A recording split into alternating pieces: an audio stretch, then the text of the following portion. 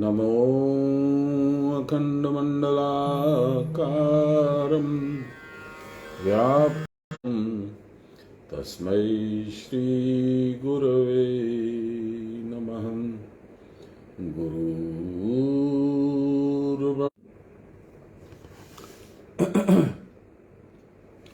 ध्यानमूलं गुरोर्मूर्ति पूजामूलं गुरोर्पदं मन्त्रमूलं गुरोर्वाक्यं मोक्षमूलं गुरोर्कृपाम् ब्रह्मानन्दं परमसुखदं केवलं ज्ञानमूर्तिं द्वन्द्वातीतं गगनसदृशं तत्त्वमस्यादिलक्ष्यम् एकं नित्यं विमलमचलं सर्वदा साक्षिभूतं भावातीतं त्रिगुणरहितं सद्गुरुं तं नमामि, सद्गुरुं तं स्मरामि, सद्गुरुं तं भजामि। नमो ब्रह्मण्यदेवाय गोब्राह्मणहिताय च जगद्विताय श्रीकृष्णाय गोविन्दाय नमो नमः। मूकं करोति वाचालं पङ्गुं लङ्घयते गिरिं यत्कृपातमहं वन्दे परमानन्दमाधवम्। नमो श्री ब्रह्म विद्यायां योगशास्त्रे नमः। श्री गुरुचरणकमलेभ्यो नमः। श्री कृष्णाय नमः।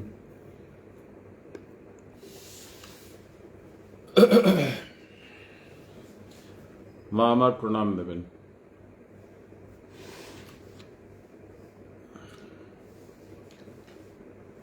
मैंने कल जिक्र किया था 3 भ्रांतियां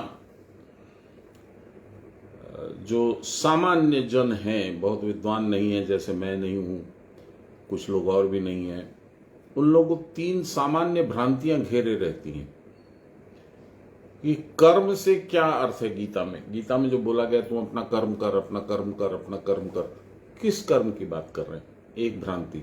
दूसरी भ्रांति, मैं देह नहीं हूं तो फिर मैं क्या हूं। तीसरी भ्रांति, भगवान को कहां ढूंढा जाए, भगवान तो न दिखते हैं, न मिलते हैं, न जानते हैं हम लोग। इस तरह की 3 भ्रांतियां मैंने बोला था। तीसरी मुझे पूरी स्पष्टता याद भी नहीं है। तो इन तीनों का निरूपण भगवान ने इस अध्याय में किया। हाँ, ज्ञान और ज्ञेय की बात हुई थी, क्षेत्र और क्षेत्रज्ञ की बात हुई थी, ये सारी बातें हुई थी। 13वें अध्याय में भगवान ने बहुत विस्तार में, बहुत सुंदर तरीके से हम लोगों को समझाने की चेष्टा की है। आज हम लोग 5वां श्लोक पढ़ेंगे।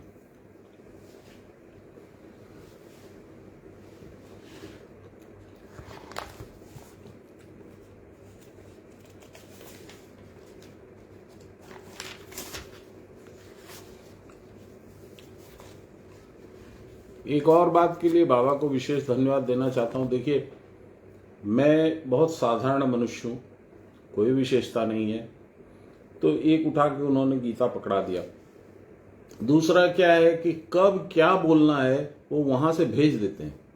अब वो कल छंद की बात अचानक से मेरे मुंह में कहां से आ गई, कहां से बुद्धि में आ गई, वो छंद की मैंने बात की, गीत की बात हुई और वो लिखा हुआ भी निकल गया, छंद का सुंदर वर्णन निकल गया। गीता को जो मंत्र माला बोलते हैं, वो मंत्र जो है वो एक तरह से सब सीरीज में गीत के रूप में बना हुआ है। इसी तरह से हर एक शास्त्र का अपना एक छंद होता है। जैसे मैंने बताया शिकरणी छंद में देव अपराध क्षमापन स्तोत्र है, कोई में गायत्री छंद है, कोई में कोई दूसरा छंद है, बहुत सारे छंद है। ये गीतों के बेस हैं, जिसको कहते हैं लय, मात्रा, इस तरह से।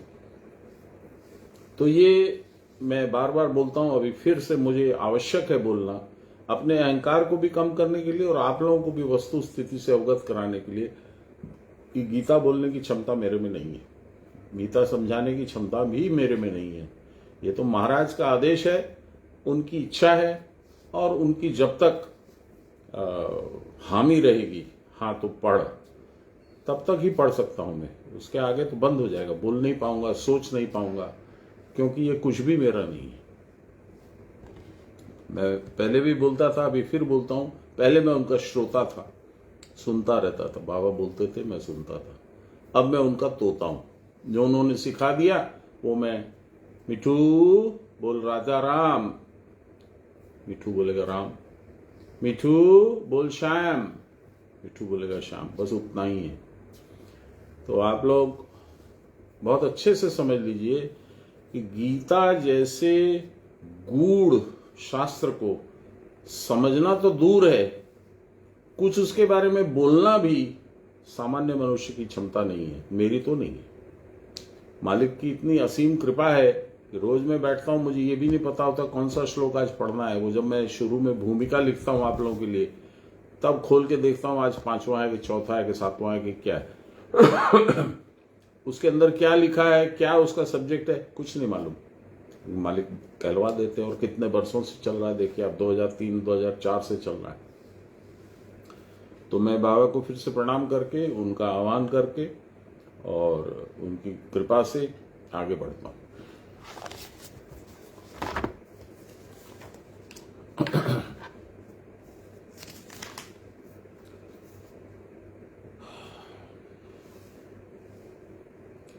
देखिए, छंद वाली बात इतनी मुझे अच्छी लगी, बाबा की कृपा इतनी मुझे गदगद कर दी, आनंदित कर दी कि उसको थोड़ा सा फिर से पढ़ देता हूं।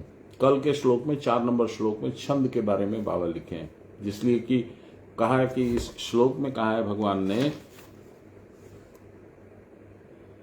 ऋषिभिर्बहुधा गीतम छंदोभिर्विविधैः पृथक्। ऋषि लोग बहुधा गीतम गान करते हैं, कैसे? छंदोभिर्विविधे पृथक, अलग अलग छंद के हिसाब से अलग अलग गान करते हैं। क्या चीज का? ब्रह्म सूत्र पदश्चैव हेतु मदभिर विनिश्चितै। यानी इसका अनुवाद पढ़ता हूं, ऋषियों के द्वारा नाना प्रकार के क्षेत्र और क्षेत्रज्ञ का स्वरूप गीत द्वारा निरूपित हुआ है। ये जो श्लोक है ये सब अलग अलग छंद में है, कोई गायत्री छंद में है, कोई कौन से छंद में है, सब ऋग आदि वेद चतुष्ट 4 वेद में मंत्र में है और ब्राह्मण में है। विभिन्न पूजनीय देवताओं के रूप में भी है ये छंद, ये गीत, यह तत्व निरूपित हुआ है गायन करके। इसीलिए कभी कभी कहीं कहीं सुना है कि गीता का गायन भगवान ने किया था, उसका मूल ये है। संशय रहित विनिश्चित, संशय रहित युक्ति युक्त ब्रह्म सूत्र के पदों के द्वारा भी यह व्याख्यात हुआ है, बताया गया।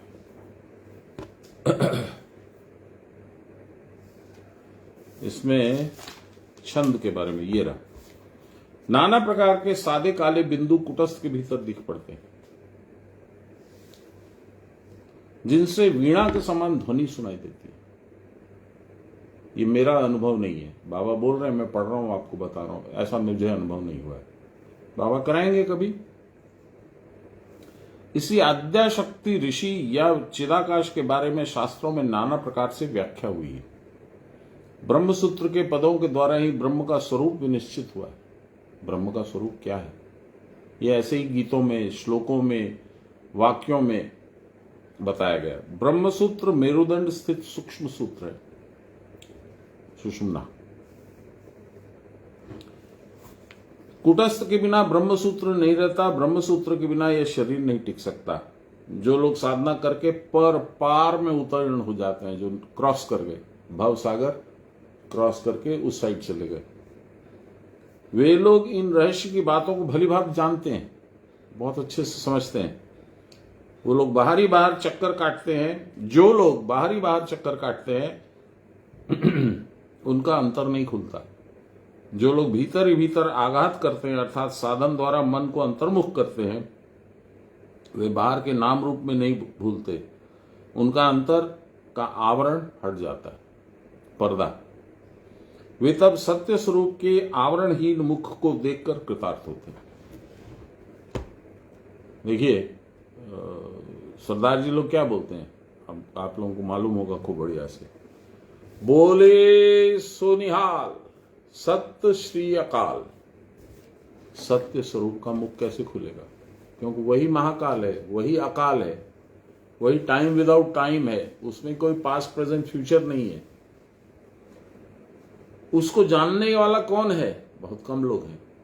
मैं सरदार हूं तो मैं बोल दूंगा जोर जोर से, बोले सो निहाल सत्य श्री अकाल। सत्य माने सत्य है, ट्रूथ है, अकाल, अकाल माने महाकाल का स्वरूप। और जो हिंदू होंगे, जो वैष्णव हिंदू होंगे, शिवाइट होंगे, वो लोग बोलेंगे जय महाकाल। बात एक ही है। आज का श्लोक है, महाभूतान्यहंकारो बुद्धिरव्यक्तमेव च इंद्रियाणि दशैकंच पंचचेन्द्रियमगोचराम। इस शरीर का अब स्वरूप समझा रहे हैं, शरीर में क्या क्या चीज है, कहाँ कहाँ है, कौन सा स्थान में कौन सा चीज कहाँ पे मिलेगा, उसका क्या फंक्शन है, ये सब बता रहे हैं भगवान। महाभूतानी पंच व्यापक भूत अर्थात सूक्ष्म भूत समूह जो स्थूल पंचभूतों का कारण है। अहंकार जो सूक्ष्म भूत समूह का कारण, अहम प्रत्यय लक्षण अर्थात मैं है, इस प्रकार की वृत्ति ही उसका लक्षण है। बुद्धि अहंकार का कारण तथा अध्यय व्यवसायत्मिका वृत्ति हो जिसका लक्षण है। अव्यक्तम एवच तथा मूल प्रकृति जो बुद्धि का भी कारण है।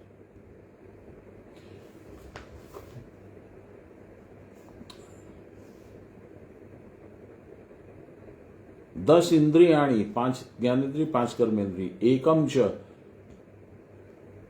एक और जो है दसों इंद्रियों का राजा मन।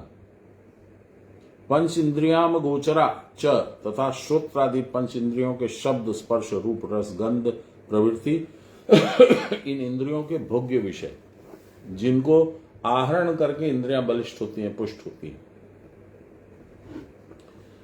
आध्यात्मिक व्याख्या। लहरी बाबा की भाषा ऐसे ही क्लिष्ट है, बहुत ज्यादा प्रयास करने की जरूरत नहीं है। सान्याल बाबा कृपा करके उसका विस्तार हम लोग को बता देंगे, फिर भी सुनिए। जिससे पंच महाभूत अति सूक्ष्म स्वरूप पंच तत्वों का अणु ब्रह्म का स्वरूप जानकर सो अहम ब्रह्म इत्याकार ज्ञान क्रिया के द्वारा अनुभव होता है, उसमें स्थिर होकर क्रिया के द्वारा अव्यक्त पद का भी अनुभव होता है। मैं तो कुछ नहीं समझा। उससे पंच ज्ञानेन्द्रिय और पंच कर्मेंद्रिय इन दशों के द्वारा समस्त वस्तुएं लक्षित होती हैं। We can target, we can see, we can feel, we can experience सारी वस्तुएं। पंच महाभूत विश्व के कारण है सही, परंतु ब्रह्म अणु से ही सब भूतों की उत्पत्ति हुई है। पंचक भूत पंचक की समष्टि ही द्रव्य रूप में प्रकाशित होती है। जैसे शालग्राम में स्वर्ण रेखा मिली रहती है, उसी प्रकार आत्मा के साथ भूत पंचक पृथक पृथक भाव में मिले रहते हैं। उसकी उत्पत्ति का कारण है अविद्या अर्थात अन्य दिशा में मन को देना। आत्मा के सिवा अन्य दिशा में मन लगाने पर ही जगत प्रपंच व्यक्त होता है। आप वहां से ध्यान हटा लीजिए, देखिएगा गायब हो जाएंगे वो। चाहे वो आपका बच्चा ही क्यों ना हो, आपकी पत्नी या पति क्यों ना हो, यदि वहां से एक बार ध्यान हटा लीजिएगा तो वो नहीं है। फिर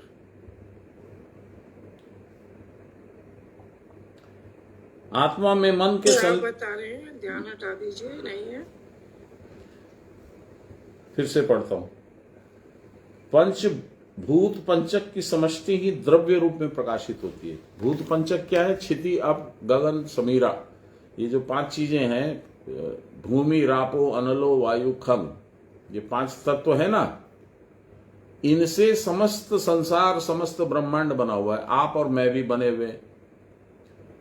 मन को उनमें लगाओगे तो संसार चमकेगा, दिखेगा। ओहो, मेरे को ये लाभ हो गया, आज मैं खूब खुशी हूं। ओहो, कल मुझे ये नुकसान हो गया था, मैं बहुत दुखी हूं, इत्यादि इत्यादि भाव भी उठेंगे और आप उसी में फंसते चले जाएंगे, गहरे गहन में घुसते चले जाइएगा। क्यों? क्योंकि आपका जो लक्ष्य होना चाहिए वो ब्रह्म होना चाहिए, वहां से हटा के आपने संसार में लगाया। तो संसार क्या है? संसार है पंचभूतात्मक सृष्टि, काल्पनिक सृष्टि। तो इसमें यदि आप मन लगाइएगा तो आप फंसते चले जाइएगा, और वहां से मन हटाइएगा तो जो संसार है वो आपके मन नहीं लगाने से भी रहेगा, लेकिन आप मन लगाइएगा तो आप भी उसी में रहिएगा, और वहां से मन हटा लीजिएगा तो वह संसार अलग है, आप अलग है। बाबा इसको बोलते थे दूसरी भाषा में, शरीर शरीरेर काज करछे, आमी आमार काज करछी। आपका काज क्या है? आपका काज है ब्रह्म में ध्यान लगाना।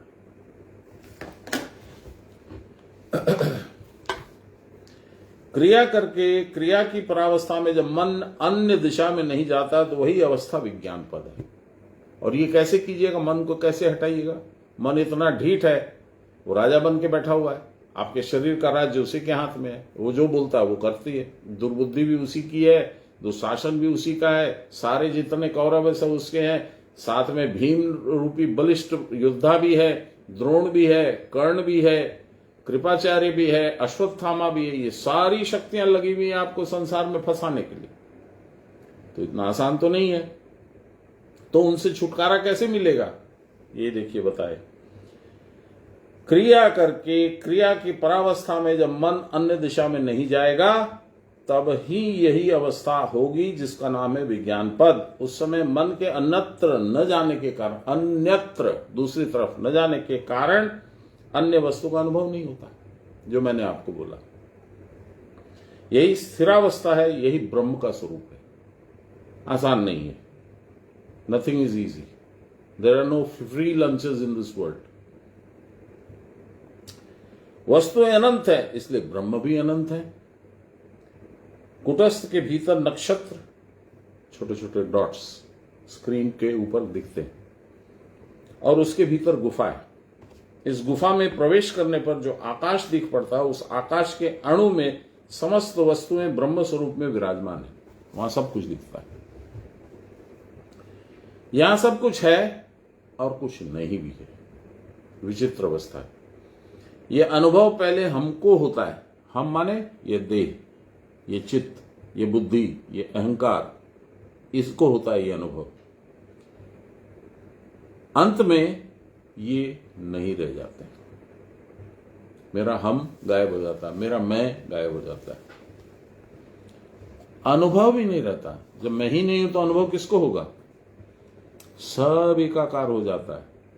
यही समस्त कारणों का कारण अव्यक्त अवस्था है। इसको कोई बोल के समझा नहीं सकता है, सुन के समझ नहीं सकता है। इस अवस्था में रहने का नाम है ज्ञान। यह एको अवर्ण बहुधा शक्ति योगाद वर्णान अनेकान निहितार्थो दधाति। ये एक अद्वितीय अवर्ण, अवर्ण माने जिसका वर्ण नहीं है, हरा पीला लाल गुलाबी कुछ नहीं है, उसका कोई रंग नहीं है, अवर्ण अर्थात जाति शून्य, तथापि उसमें नाना प्रकार की शक्तियां हैं। वह उन नाना प्रकार की शक्तियों के द्वारा अनेक प्रकार के वर्णों का विधान करता है। जैसे दुर्गा जी का ध्यान कीजिए, अच्छा प्रगाढ़ ध्यान होगा तो लाल रंग या गुलाबी रंग दिखेगा। भगवान कृष्ण का ध्यान कीजिए या विष्णु भगवान का ध्यान कीजिए, प्रगाढ़ होगा तो आपको सुनहरा पीला रंग दिखेगा, पीत वस्त्रधारी। ऐसे अलग अलग वर्ण होता है। ये शक्तियां करती हैं।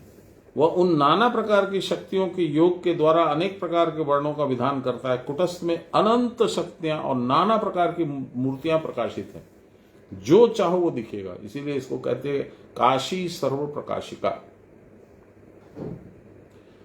जो इच्छा होती है वही दिख पड़ता है। लीजिए आ गया, यहाँ पंच ज्ञानेन्द्रियों के और पंच कर्मेंद्रियों के निरोध भावापन्न होने पर भी कुटस्थ की शक्ति से सब कुछ देखा सुना जा सकता है तथा बहुत दूर घूम फिर कर जो वस्तुएं देखी जाती हैं वे भी यहाँ संकल्प मात्र से उपस्थित हो जाते हैं। बाबा मानिक तलाव में बैठ करके कैसे पता लगा लेते थे? बोकारो में एक्सीडेंट होने जा रहा, बचा दिए, वहीं से बैठे बैठे। अमेरिका में मेरा बेटा क्या कर रहा है, इंग्लैंड में क्या कर रहा है, उनको पता है। बाबा मुझे डर लग रहा है कहीं गलत कंपनी के साथ तो नहीं घूम रहा है, कोई उसकी बुरी संगत तो नहीं है। बोलते बोलते वो उनकी आंखें बंद हो गई, ध्यान लग गया। 2 मिनट के बाद खोले, না না এরকম কিছু নেই, তোমার ভুল ধারণা আছে, ভালো আছে ছেলেটা তোমার ভালো। कैसे पता लगा? मानिक तला में बैठे हैं बाबा, और लड़का इंग्लैंड में है, बाबा को सब पता है। यही है, कुटस्थ में अनंत शक्तियां नाना मूर्तियां प्रकाशित होती है, जो इच्छा होती है वही दिखता है। यहां पंच ज्ञानेन्द्रियों पंच कर्मेंद्रियों के निरोध भावापन्न होने पर भी वो रुकी भी हैं, अटकाई भी हैं, वो नहीं काम कर रही हैं। आपके हाथ पांव आंख नाक कान ये सब कोई काम नहीं कर रहा है, तब भी कुटस्थ की शक्ति से सब कुछ देखा और सुना जाता है। बहुत दूर घूम फिर कर जो वस्तुएं दिख जाती हैं वे भी वहां संकल्प मात्र से उपस्थित हो जाती हैं। मुझे एकदम स्पष्ट याद है, दोपहर की टाइम थी, 1:30 करीब बजे होंगे, बाबा का फोन आया। कभी करते नहीं थे, अपने से फोन किए।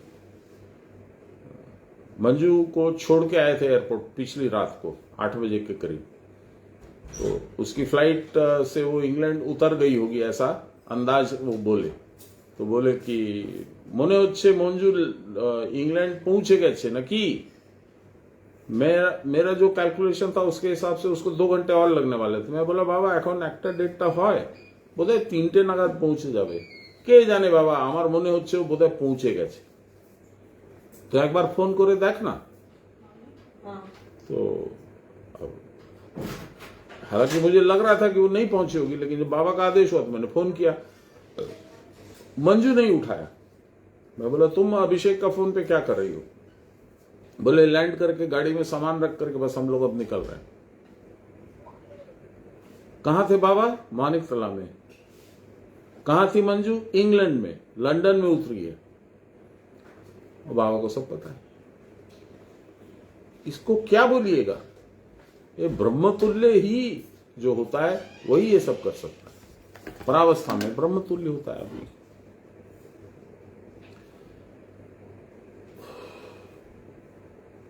जो कुछ दृश्य आदि हैं या होंगे वे सब कुटस्थ तट पर प्रतिबिंबित हो जाते हैं। इनके परे अव्यक्त पद का भी अनुभव होता है। ब्रह्म कैसे हैं, शक्तियां कैसी हैं, यह अव्यक्त क्रिया की परावस्था ही सबका मूल है, तथापि वहां कुछ भी नहीं है।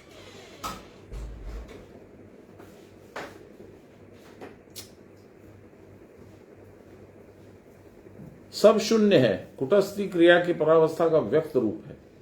उससे अनंत अनंत वस्तुओं के रूप फूट उठते हैं। जैसे समुद्र से बुलबुले उठते हैं और वह समुद्र में ही विलीन हो जाते हैं, उसी प्रकार अव्यक्त ब्रह्म समुद्र से चराचर की उत्पत्ति हो रही है और फिर वह उसी ब्रह्म समुद्र में लय को भी प्राप्त हो रहे हैं। परमात्मा स्वयं निष्क्रिय हैं, वह क्रिया विशिष्ट होकर सारी प्रजा के उपादान स्वरूप हो रहे हैं, जिन्हें कुटस्थ कह रहे हैं। यही वैश्वानर स्वरूप जागृत स्थान है। क्रिया की परावस्था में यह कुटस्थ भी नहीं दिख पड़ता। आगे बढ़ रहे हैं, शरीर में और क्या क्या है बता रहे हैं, सुनिए। 6वां श्लोक। इच्छा द्वेष सुखम दुखम संघातश्चेतना धृति एतत् चित्रम समासेन सविकार मुदाहृतम।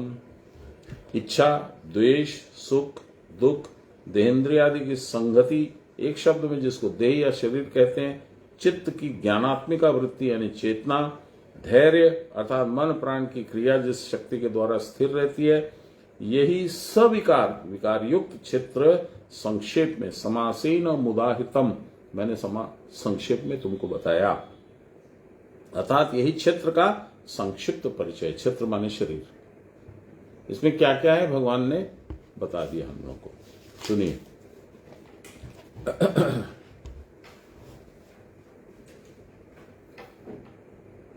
लहरी बाबा बोलते हैं तत्पश्चात किसी वस्तु में आसक्तिपूर्वक दृष्टि करने पर इच्छा होती है।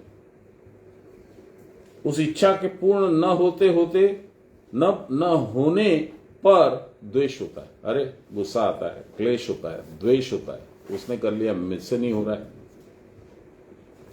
द्वेष करने की इच्छा केवल सुखाभिलाषा के कारण होती है। मेरे को ये वस्तु मिलेगी तो मुझे ये आनंद आएगा, नहीं मिली तो आनंद से मैं वंचित रह गया, इसलिए मुझे द्वेष हुआ, क्लेश हुआ, गुस्सा आया। उसके न रहने पर दुख होता है, दुख से मृत्यु होती है, मृत्यु से फिर जन्म होता है, जन्म होने पर फिर कुछ दिन रहता है। ये शरीर के विकार के साथ समस्त मैंने कह दिया, भगवान कह रहे हैं। सान्याल बाबा इसको विशेष रूप से हम लोग को बता रहे हैं। शरीर होता क्यों है? तो काल्पनिक, फिर भी होता है। क्यों होता है? शरीर है क्या? शरीर के धर्म क्या हैं? इनको कहकर क्षेत्र तत्व का उपसंहार कर रहे हैं। Is finishing of this topic. अनादि ईश्वर इच्छा या संकल्प के से जगत प्रपंच व्यक्त होता है। अनादि ईश्वर इच्छा, इसको कोई नहीं जानता। सृष्टि क्यों हुई? Nobody nose. बहुत से लोग बहुत सारी बातें करते हैं। ये भगवान की वो कहते हैं, एक श्लोक में कहा गया, एको हम बहुत श्याम, मैं अपना रिफ्लेक्शंस देखना चाहता हूं, मैं अकेला बैठा हूं, मेरा मन नहीं लग रहा है। जैसे वो काजी नजरुल इस्लाम का गाना है ना, बाबा चितरंजन में सुने थे और काफी अश्रुपात हुआ था उनका। खेली छो विश्वलोए विराट शिशु आनो मने खेलिछो तारकारो विशोषी खेलना तब हे उदासी पड़ियाछे रांगा पायेरो काछे राशि राशि नित्य तुमी है उदास सुखे दुखे हो विकास भांगिछो गड़िछो नीति खने खने प्रभु निरोजने खेलिछो। भगवान का खेल, ये कवि की कल्पना है। मानो तो ठीक, नहीं मानो तो ठीक। कोई ज्ञानी लोग बोलते हैं ये ईश्वर की शक्ति का खेल है, ईश्वर इसमें निर्लिप्त है। जैसे आपकी शक्ति क्या है, आप चाहें न चाहें नख भी बढ़ेंगे, चूल भी बढ़ेंगे, समय पाकर सफेद भी हो जाएंगे, समय पाकर झड़ भी जाएंगे। इसमें आप कुछ नहीं कर सकते, आपका इसमें कोई हस्तक्षेप नहीं है। कोई कहते हैं भगवान को अपने आप को बहुत सारे रूपों में देखने की इच्छा हुई है, तो इसीलिए अनादि इच्छा बोल करके भगवान कट रहे हैं, पूरा बता नहीं रहे हम लोग को, मालूम चलने का विषय भी नहीं है। क्यों सृष्टि होती है, ये अनादि प्रश्न है, और अनादि इसका आंसर यही है कि भगवत इच्छा। अनादि ईश्वर इच्छा या संकल्प जगत प्रपंच व्यक्त करता है। जगत देह का जो कारण है वही इच्छा इस व्यष्टि देह का भी कारण है। जब किसी वस्तु के प्रति आसक्ति पूर्वक दृष्टि की जाती है तब तद विषयक इच्छा उत्पन्न हो जाती है। कोई बगल में बैठ के खाना खा रहा है, उसमें कोई आइटम आपको पसंद आ गया तो आपकी भी इच्छा होगी खाएं। कोई जम्हाई ले रहा है, आपकी भी इच्छा होगी जम्हाई ले। ये तो देखिएगा, it is like an infection. एक आदमी जम्हाई ले, दूसरे को तुरंत जमाई आएगी उस रूम में जो बैठा है। तो ये इच्छा इतनी प्रबल चीज होती है।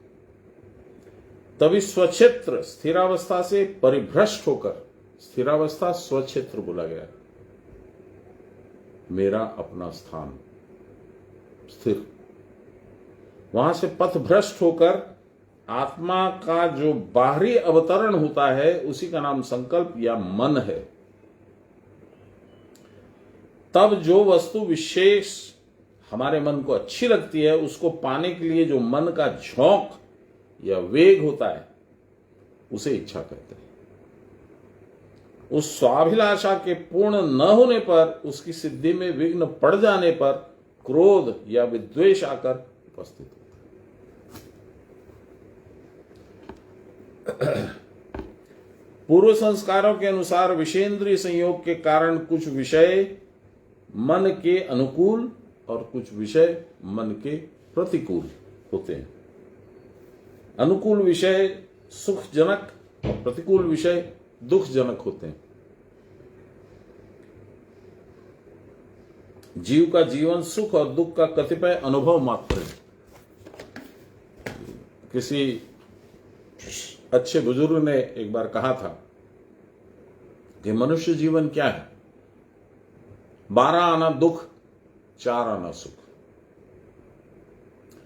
अब ये जीव के ऊपर है कि उस 4 आना सुख को कैसे स्ट्रेच करे और वो 12 आना दुख को कैसे कंप्रेस करे और सुख को दुख पे हावी कर ले।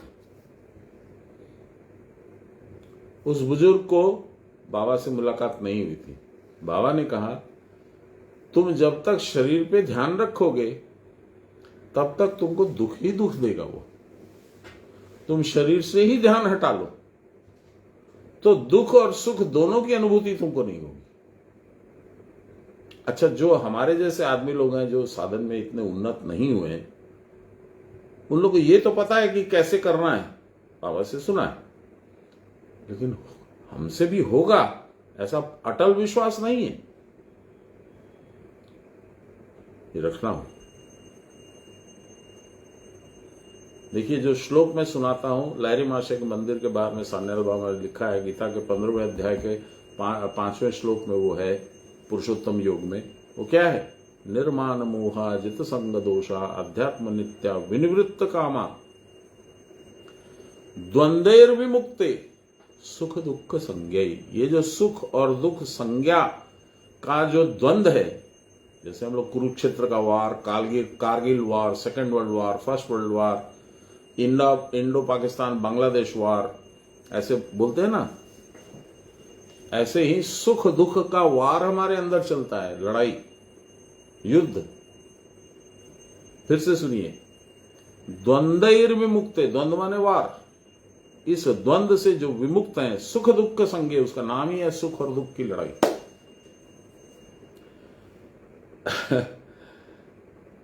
असंभव सुंदर हम लोग के शास्त्र हैं। ऐसे शास्त्र तो पृथ्वी में है ही नहीं और कहीं। और कितना बड़ा दुर्भाग्य है कि हमारे बच्चे न सुनना चाहते हैं, न पढ़ना चाहते हैं, न जानना चाहते हैं, उनको बताने वाला कोई है। तो हम लोग का भाग्य कहीं से उदय हो गया कि महाराज चले आए और हम लोग को बताया, और आज भी बता रहे हैं।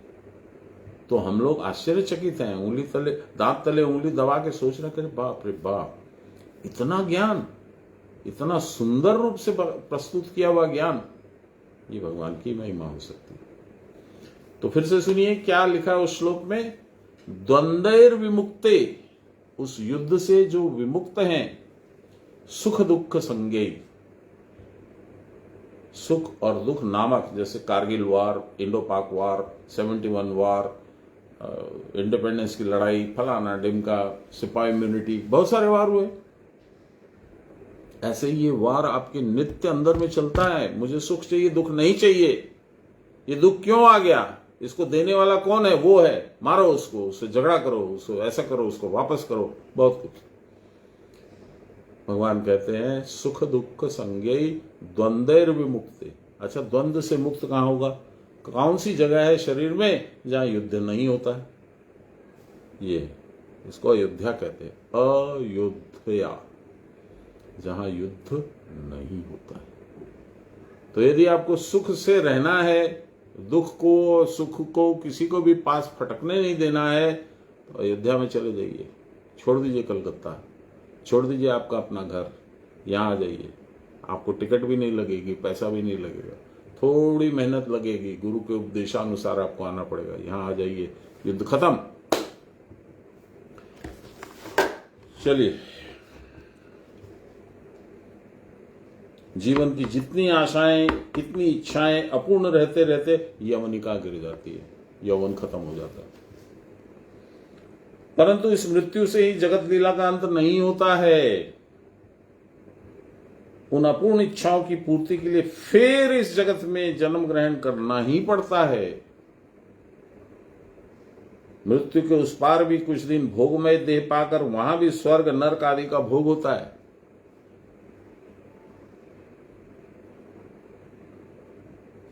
कौन भोग करता है? सूक्ष्म शरीर और कारण शरीर मिलके जाते हैं। स्थूल शरीर तो यहां जला दिया जाता है। भोग के अंत में फिर इस जगत में लौटना पड़ता है, फिर जन्म और फिर मृत्यु होती है। यह आवागमन कदापि मिटना नहीं चाहता। भ्रमात्मक ज्ञान के फलस्वरूप संसार में मनुष्य के यातायात का खेल अंत नहीं होता। शंकराचार्य जी ने सुनाया, आप लोगों को याद होगा, पुनरपि जन्मम पुनरपि मरणम भज गोविंदम मूढ़मते।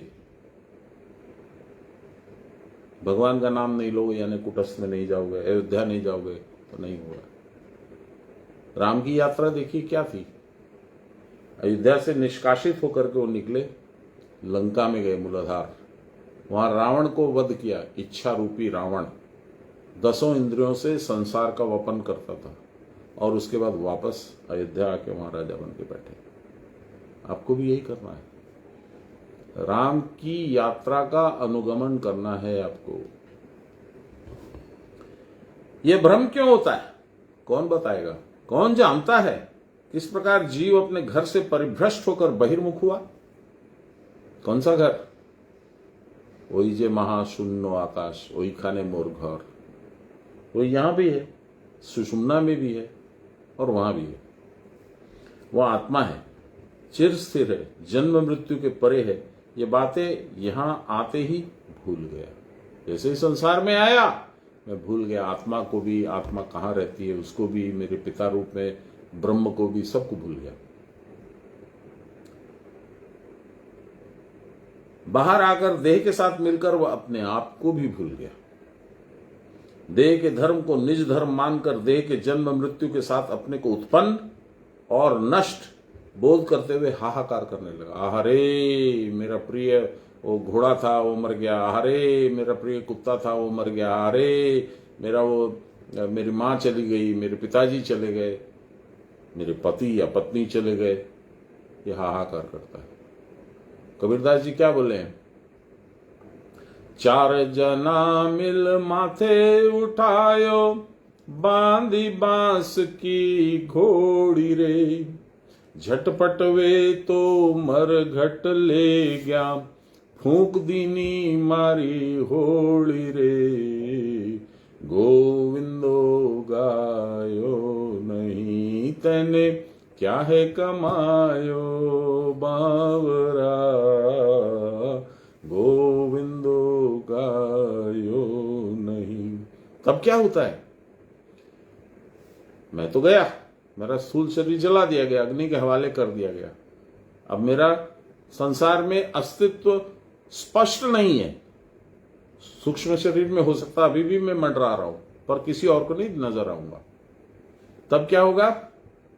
मैं देखता हूं, बिलख बिलख मारी तिरिया रोए, टूट गई रे मारी जोड़ी रे। अरे मेरी इतनी सुंदर जोड़ी थी, हे भगवान तूने ये क्या किया? तेरे को क्या समझ में आया? मैं अकेली रह गई ना, अब इतना दुख कौन संभालेगा? मुझे कौन संभालेगा? मेरा जीवन कैसे चलेगा? बिलख बिलख मारी तिरिया रोए, टूट गई रे मारी जोड़ी रे, कहे कबीर सुनो भाई साधो, जिन जोड़ी तिन तोड़ी रे, गोविंदो गायो नहीं। भगवान के नियम के अनुसार भगवान ने ना जोड़ा ना तोड़ा। ये कवि की कल्पना है कि उसने जोड़ी और अब उसने तोड़ दी, नहीं। भगवान के नियम के अनुसार जोड़ियां बनती हैं और बिछड़ती हैं। आपके जन्म के समय में आपको मालूम था कहां आप, कौन से बाप आपके घर जन्मेंगे? नहीं। कितने भाई बहन होंगे? नहीं।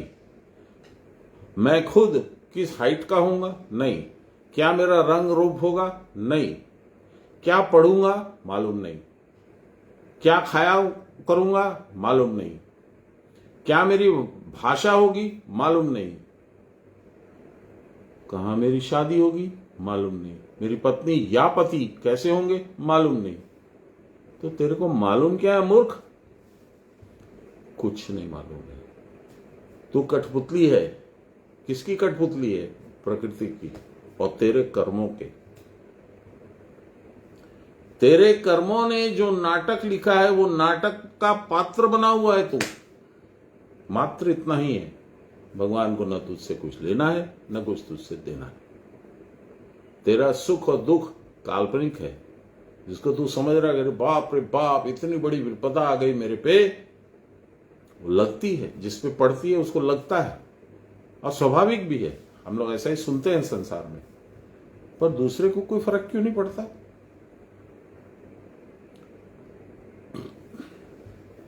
इसलिए सोचना चाहिए।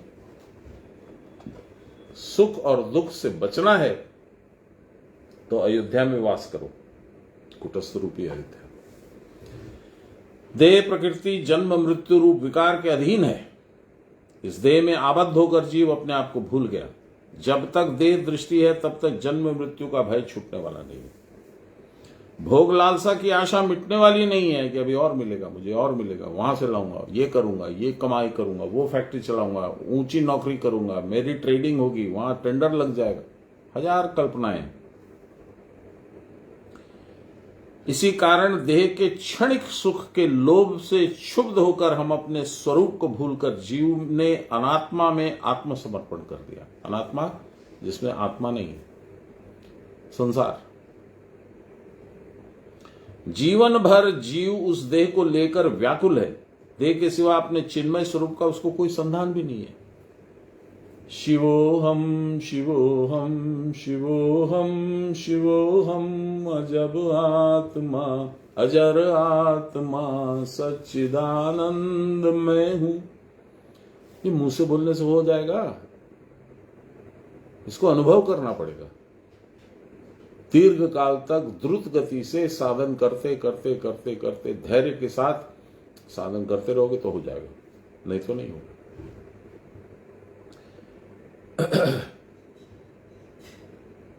इसी से देह के सुख को सुख और कल्पित सुख के पीछे दौड़ धूप करता हुआ बारंबार देह ग्रहण और देह त्याग का अभिनय करना पड़ता है। देह के भोग में सुख नहीं है। यह बात उसे कौन समझाएगा? कौन उसको निज निकेतन का मार्ग दिखलाएगा? कौन उसके मिथ्या मैं को भला कर सत्य मैं की पहचान कराएगा? कौन उसके भूलवश भ्रांतिवश मिथ्या मैं जिसको मान रखा, मैं ये शरीर, मैं जितेंद्र कुमार अग्रवाल, इससे उसका ध्यान हटा करके कौन उसके सत्य मैं को बतलाएगा? यानी आत्मा। गुरु छोड़ के और कोई नहीं है।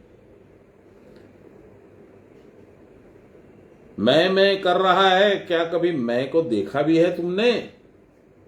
तुम्हारा यह देह मैं, देह रूपी मैं वास्तविक मैं नहीं है। यह तो देहातीत है। आओ देखें, देह के ऊपर सवार होकर कौन बैठा है? क्या उसकी और एक बार भी तुम्हारी दृष्टि नहीं पड़ती?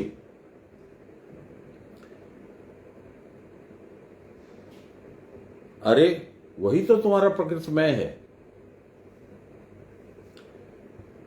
वह नित्य सत्य अव्यय वस्तु है। उसका जन्म नहीं है, मृत्यु नहीं है, क्षय नहीं है। क्षय मीन्स डिके, डिप्लीशन, डिस्ट्रक्शन नहीं है। तन्मय होकर खिलते खिलते अंतपुर से इतनी दूर निकल आया हूं, अब याद भी नहीं होता है कि मैं हूं कौन, कहां का निवासी हूं, कहां से आया हूं, कहां जा रहा हूं। हे जीव, तुमको अपने घर की ओर फिर लौटना पड़ेगा। जिस रास्ते को पकड़कर आए हो उसी रास्ते को पकड़कर फिर लौटना पड़ेगा। तुम्हारा दूसरा कोई मार्ग नहीं है। इसीलिए बाबा को इतना पसंद था। देखिए कितना इसके पीछे रहस्य, जो ये गाना है, ओई जे महाशून्यो आकाश, ওইখানে মোর ঘর, স্নেহময়ী মাঝে আমার बाढ़िए आछे कर। बेटा कहाँ फंसा हुआ है, क्यों फंसा है? थोड़ा सा प्रयास कर, ये जो तेरे और मेरे बीच में दीवार है इस पे चढ़ जा, बस इस पार तो मैं खड़ा हूं।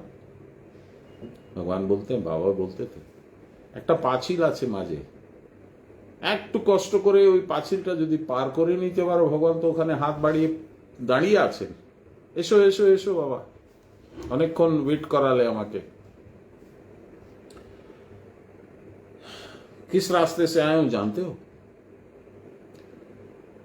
उस ब्रह्म स्वरूप से, उस शिव शक्ति समरस भाव से हटते हटते क्रीड़ोन्मत्त बालिका के समान घर से बाहर निकलकर मैं रास्ता भूल गया हूं।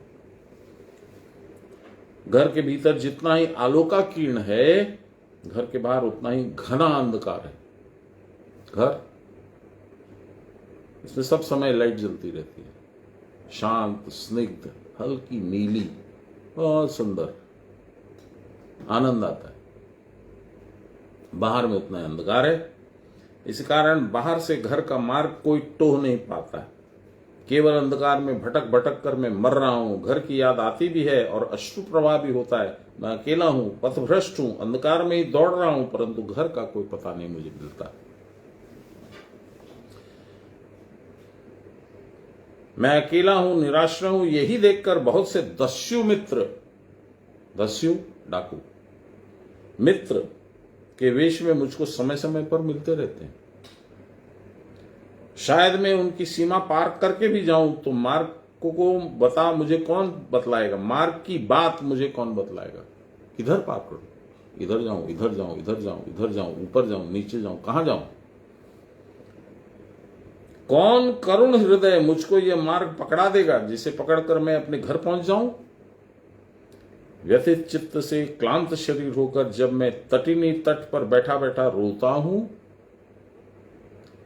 सान्याल बाबा की लेखन शैली का कोई जवाब नहीं।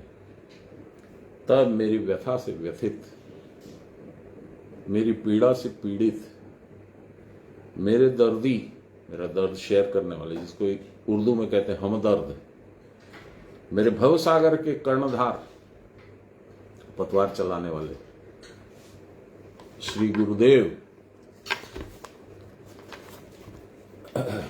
आकर मेरा हाथ पकड़ते थे और कहते हैं, आओ वत्स, इस नौका पर इस पथ का अनुसरण करके स्वयं खेते चलो। डू योर रोइंग योरसेल्फ, तुम निज निकेतन में पहुंच जाओगे। डर नहीं कुछो, डहर नहीं पूछो, बंसुरी सुनत कबीरा बढ़ जाई। मार्ग के बारे में और किसी से न पूछना, कोई तुमको डर नहीं है। बाबा बोले थे लास्ट में, मेरी लास्ट जब मुलाकात हुई 23 मई 2000, उसके बाद में उनको दर्शन करने का सौभाग्य नहीं मिला। 2 जून को वो चले गए, मैं तब तक कटिहार भटियार कहाँ कहाँ चला गया, चक्कर है। तो बोले रे तो डायरी टबेर कर। मेरी पॉकेट में एक डायरी रहती थी, चेंजेबल पॉकेट डायरी, मंथली वो चेंज होता था। ने नोट कर है बाबा, रण बन व्याधि विपत्ति में वृथा डरहु जन कोई, जो जननी जठरे रक्षक सो हरि गए न सोई। এটা জানিস কি? नहीं बाबा, এটা তিওয়ারি বাবা নিজের ঘরে একটা ছোট্ট তখতিতে পেইন্ট করিয়ে টেঙে রেখেছিলেন। আর যদি কেউ আসতো নিজের ব্যথাগুলো বলতে, তো উনি মাথার এখানে হাত দিয়ে এরকম পড়ে থাকতেন, কিছু বিশেষ ধ্যান দিতেন না, এরকম করতেন। লাস্ট যখন ওর হয়ে যেত বলা, তখন দেখিয়ে দিতেন, ওই ও দেখো, उसको देखो। আর যদি কি ক্রিয়া সম্বন্ধে জিজ্ঞেস করতে আসতো, बाबा ये वाला में कैसे होगा, वो वाला में कैसे होगा, इसमें हम इतना करते हैं कैसे करें इत्यादि, फट করে বাবা দাঁড়িয়ে যেতেন, ওই হাতটা নিচে করে অ্যাটেনশনে আসতেন, হ্যাঁ বলো क्या बोला, আর খুব অ্যাটেনশন দিতেন। তবে উনার দেখানো জিনিস তোমাকে নোট করিয়ে দিলাম, পরবর্তীকালে যদি কারো কাজে আসে। यही चीज को यहाँ दोहराया जा रहा है। कितनी सुंदर है। मुझे भाव उठ रहा है, रोने का मन कर रहा है। मेरे गुरु की कृपा इतनी। मार्ग के बारे में किसी से न पूछना, कोई डर नहीं है। जब भी मैं जाता था, जब भी जाता था, प्रणाम उनाम करके बैठ गए, क्या मनाचे मंजू क्या मनाचे छेलेरा क्या मनाचे, ये सब कुशल छेन जब हो जाता था तब बोलते थे खूब टेंशन न की जीते। है बाबा, टेंशन तो एक आछे, किसेर टेंशन को। फिर यहां तक बोल देते थे তোমার মৃত্যু তো ফিক্স আছে না, আমাদের সবারই মৃত্যু ফিক্স আছে, কোন দিন যেতে হবে, কোন দিন যমরাজ আসবে, এটা ফিক্সড। তার সম্বন্ধে কোনোদিন টেনশন করেছো? नहीं बाबा, उसकी तो कल्पना भी नहीं करते। তবে বাবা বলতেন এভরিথিং ইজ ফিক্সড আপ, যা কিছু হবে ওটা ফিক্সড আছে, তোমার টেনশন করলেই বা না করলেও বা হবে, সেটা হবেই, আর ভালোই হবে। তোমার কাজটা কি? তোমার কাজ হচ্ছে গুরুদেবের চরণ ধরে রাখা। तो मैंने हाथ जोड़ के बोला, प्रभु एक बात बोलूं? হ্যাঁ বলো। বাবা, আমি আপনার চরণ ধরে রাখবো, ছুটে যেতে পারে, আমার তো অত জোর নেই, আপনি দয়া করে হাত বাড়িয়ে আমাকে ধরে নিন। ঠিক আছে, আমি আমার গুরুদেবকে বলে দেবো, মহাশয় আমি আপনার গুরুদেবকে জানি না, আমি আমার গুরুদেবকে বলছি, উনি আমার উপরে দয়া করুন। अच्छा अच्छा, ठीक আছে बाबा, ठीक আছে। ये जो वार्तालाप है उसकी कृपा है कि आज प्रसंगवश सारी स्मृति आ जाती है, पता लग जाता है बाबा ऐसे बोले थे, ऐसे बोले थे, ऐसा बोले थे, सब याद आ जाता है। और अभी मैं पूछूंगा कि फलाना पिक्चर देखने गए थे, उसका क्या स्टोरी है, नहीं याद रहेगा। अब एज भी तो फैक्टर हो गया ना, लेकिन बाबा के बारे में एज नहीं है, टाइमलेस।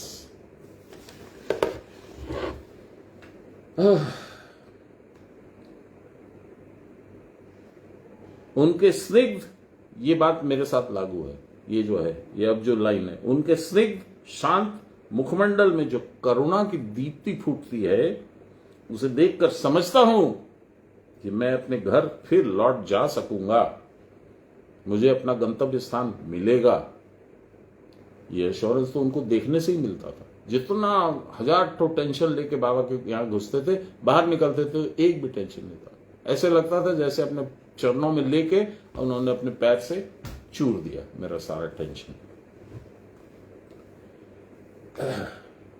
उन्होंने अभय दान देकर पथ का समाचार कह दिया कि देख वहां जाएगा तो ऐसे मूड होगी, उसमें ऐसे करना, फिर यहां जाना, फिर ऐसे करना, फिर ऊपर चढ़ते चला जाना, रुकना मत।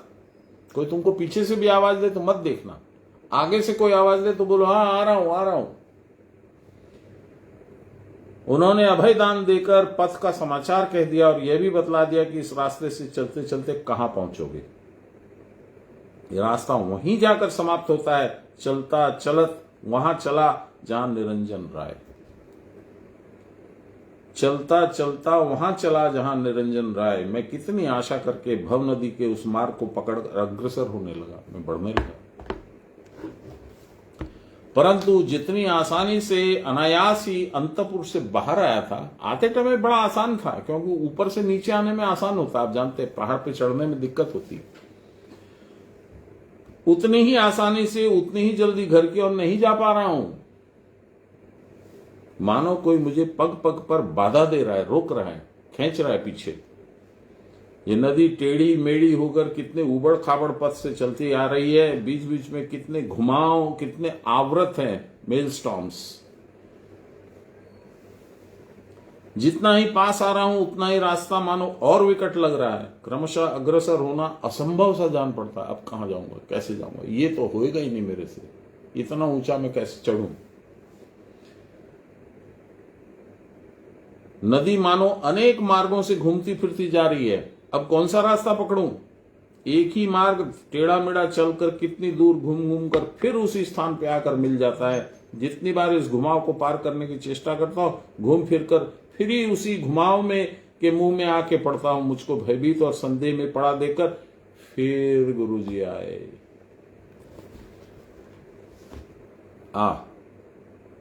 কি প্রবলেম আছে, দে আমাকে দে, আমার হাতে দিয়ে দে সব, নে দে আমাকে দে। হ্যাঁ বাবা, যা একটু করে সাধন করে রাখ, साधन धोरे रख। फिर गुरुदेव आए। रास्ता देखकर डरते हो, सीधे पार कर जाओ। सीधे पार करने पर तुम्हारी नौका अपने आप घुमाव का अतिक्रमण करके ठीक रास्ते में चली जाएगी। दूर से जितना टेढ़ा दिखलाई दे रहा, आगे जाने पर यह उसकी वक्र गति नहीं रहेगी बेटा, रास्ता सीधा हो जाएगा। इस बार पार करने का कौशल भी बतला देते हैं, स्किल। यह हृदय ग्रंथि भेद की साधना है, हृदय ग्रंथि भेद की साधना है। प्राण के मार्ग से मन की नौका को चलते चलाते चले जाओ, तभी उस त्रिमोहानी सत्व रज और तमोगुण, ईड़ा पिंगला और सुषुम्ना के घुमाव को पार कर सकोगे। इस प्रकार निम्न मूलाधार से ऊर्ध्व आज्ञा चक्र और वहां से दक्षिण, दक्षिण से उत्तर, उत्तर से ठोकर देकर एक बार फिर वेग से वहां से आरंभ किया था, जब वहां पहुंचने पर वही वेग गुरु कृपा से ज्ञात मार्ग के ऊपर से ऊपर अपने आप पहुंचा देता है।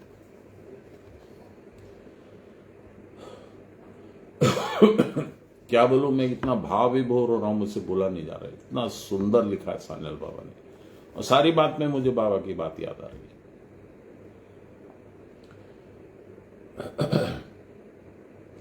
तब वहां पहुंचकर तुम अपने निकेतन के चंद्र ध्वज को देख पाओगे।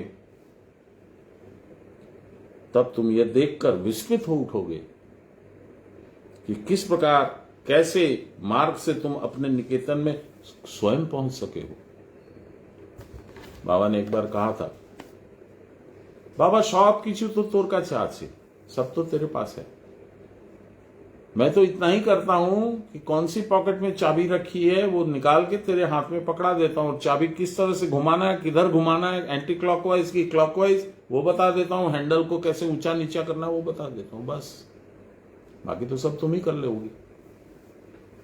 शब्द अलग है, परिदृश्य अलग है, लेकिन बात वही है जो यहां पे लिख रहे हैं।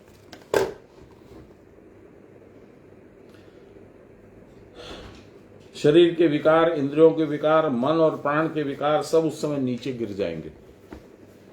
तब नदी का मार्ग छोड़कर गगन पथ से चलते चलते ऐसे स्थान में अपने आप को पहुंचा हुआ पाओगे जहां से दस्युगण कदापि तुमको आकर्षित नहीं कर सकेंगे। दस्युगण माने के शत्रव निजेंद्रियाणी, तुम्हारी अपनी इंद्रियां, उनके विकार, उनका भोग्य पदार्थ, संसार आसक्ति, ये सब दस्यु हैं, ये तुमको नहीं तान पाएंगे। यदगत्वा न निवर्तन्ते, यहां पहुंचने के बाद तो पुनः वापस कोई नहीं आता है। देखिए ना, मेरी जो वो फेवरेट, मेरा जो फेवरेट भजन है उसमें भी तो कबीरदास जी ने ही कहा, हेली मारी निर्गुण सीढ़ी बड़ी सांकरी रे, वहां तो चढ़ो नहीं जाए है। सुषुम्ना इतनी पतली, इतनी संकड़ी है कि उसके थ्रू तुम यहां तक पहुंच नहीं सकते हो। चढ़ गया मरहेली पीव मिले तो जीव अमर हुई जाए, अरे बावरी रे कदे चालांगा गुरु का देश मेरे, गया पुरुष नहीं आया है। ये जो शब्द है ना, यद गत्वा न निवर्तन्ते, ये इसी को कबीरदास जी ने लिखा है, वहां गया पुरुष न आया रे, फिर से नहीं लौट के आता। उस उच्च स्थान में पहुंचकर निम्न स्थल की बात विस्मृत हो जाएगी, भूल जाओगे। इस देह, इंद्रिय, मन आदि सबको सूखी सड़ी लकड़ी के समान नीचे पड़ा देखकर तुम्हें आश्वासन मिलेगा। देह, इंद्रिय, मन सब नीचे गिरे जाएंगे। तब क्षेत्रज्ञ और क्षेत्र के सारे विकार स्वप्न दृष्ट पदार्थ के समान असत्य और अलोक हो जाएंगे, अलीक हो जाएंगे। क्षेत्रज्ञ अलग है, तुम अलग हो, ये सब जो अभी हम लोग विचार कर रहे हैं कि शरीर को चलाने वाला क्षेत्रज्ञ है, शरीर स्वयं में क्षेत्र है, मैं क्षेत्र हूं, ये म्यूजिक चलता है, ये सब खत्म हो जाएगा। तब सब मानो स्वप्न घटित क्रीड़ा के समान जान पड़ेगा। अपने में कभी कोई खेला खेला था वो, या सारे देहेंद्रियादियों के खेल अंत तक नहीं रहेंगे। इसलिए शास्त्र इनको अनात्म पदार्थ अर्थात असत्य वस्तु कहकर घोषित करते हैं। यद्यपि ये सब क्षेत्र नाम से जो कुछ भी है अलीक हैं, अंत तक नहीं रहते हैं, तथापि इस मिथ्या प्रपंच का अवलंबन करके ही प्रपंचातीत अवस्था में पहुंचा जा सकता है। जैसे कांटे से कांटा निकलता है, वैसे ही इस शरीर को माध्यम बना के इसी से हम शरीरातीत अवस्था प्राप्त करते हैं। भावातीत, त्रिगुणातीत, प्रकृति के अतीत, वो सारा प्रकृति में रह के ही करना पड़ेगा, शरीर में क्रिया करनी पड़ेगी। इसलिए साधकावस्था में जब तक हम साधक बने हुए हैं, जब तक हमको साधन करना है, अभी हम पहुंचे नहीं है, रास्ता है, तो ये नौका है, इसकी प्रयोजनशीलता है। अतएव संघात, शरीर, चेतना, चिदाभास, धृति, प्रयत्न विशेष द्वारा जो स्थिरता आती है, सब आत्म तत्व के समान नित्य सत्य न होते हुए भी आत्मज्ञान की प्राप्ति में सहायक है। निज निकेतन में पहुंचने के ये सारे मार्ग हैं। आज बहुत सुंदर गया, बहुत ही अच्छी अच्छी बातें हुई, बाबा की बहुत याद आई। ऐसे ही बने रहिए मेरे हृदय में प्रभु। ब्रह्मार्पणम ब्रह्म हविर्ब्रह्माग्नो ब्रह्मणाहुतम ब्रह्मैव तेन गंतव्यम ब्रह्म कर्म समाधिनाम। नमो श्री ब्रह्म विद्यायां योग शास्त्रे नमः। श्री गुरुचरण कमलेभ्यो नमः। श्री कृष्णाय नमः। श्री कृष्ण गोविंद हरे मुरारे, हे राम नारायण वासुदेव। श्री गुरु चैतन्य हे आत्मदेव, हे मात दुर्गे हर विश्वनाथ। सर्वे भवन्तु सुखिनः, सर्वे सन्तु निरामयाः, सर्वे भद्राणि पश्यन्तु, मा कश्चित् दुःखभाग् भवेत्। असतो मा सद्गमय, तमसो मा ज्योतिर्गमय, मृत्योर्मामृतं गमय। आविराविमहीधि।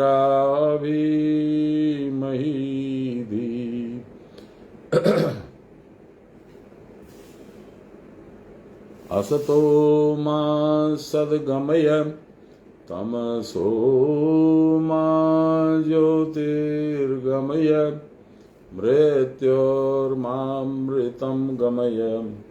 आविराविमहीधि। बोलिए प्रेम से गुरु महाराज की जय, परम गुरुदेव की जय, परात्पर गुरुदेव की जय, परमेष्टि गुरुदेव की जय, गुरु माता की जय। हर हर महादेव। दिवाली की वजह से और उसके बाद जो कुछ कुछ है, भाई फोटा है, कभी छठ है, कभी कुछ है, तो शायद एक सप्ताह मैं चेष्टा करूंगा, दूसरे सप्ताह में ऐसा नहीं हो, लेकिन हो सकता है 2 सप्ताह तक लाइव जो फ्राइडे को कल हम लोग करने वाले थे, वो मेरी पत्नी ने हाथ ऊंचे कर दिए और शकुंतला देवी ने भी हाथ ऊंचे कर दिए, तो हम लोग को लाइव नहीं करके ऑनलाइन ही सुनना पड़ेगा। पर मेरी तो इच्छा थी कि किसी हालत से कैसे भी हो जाए, पर जो भगवान की इच्छा, बाबा की इच्छा, इसीलिए आज उन्होंने खूब आनंद दिया। तो आज के आनंद की जय, प्रभु महाराज की, गुरु महाराज की चरणों की जय करते हुए हम लोग कल फिर मिलते हैं। जय गुरु।